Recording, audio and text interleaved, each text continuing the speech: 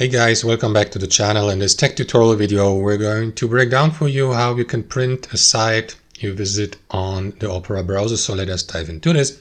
So guys, let me navigate to Opera and navigate also to this example site for demonstration purposes. To print it, make sure that your printer is connected to your device, of course, and also that it is turned on. And after that, click into that Opera icon in the top left, navigate to a page here, and select print or use the shortcut Ctrl P.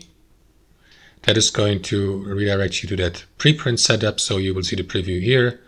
What you want to do is select the given printer here, select the amount and number of pages, the layout like portrait or landscape, the color, expand more options. Here you may choose the paper size, A4, letter, A3, A5, site margins, pages per sheet. For instance, if you'd like to print multiple of them on one page, including headers and footers, and so on and so forth, and click into print here to initiate the printing process with your printer. And that's it. Thanks for watching. Hope you enjoyed it, got somebody from it, and we'll see you next time on our channel.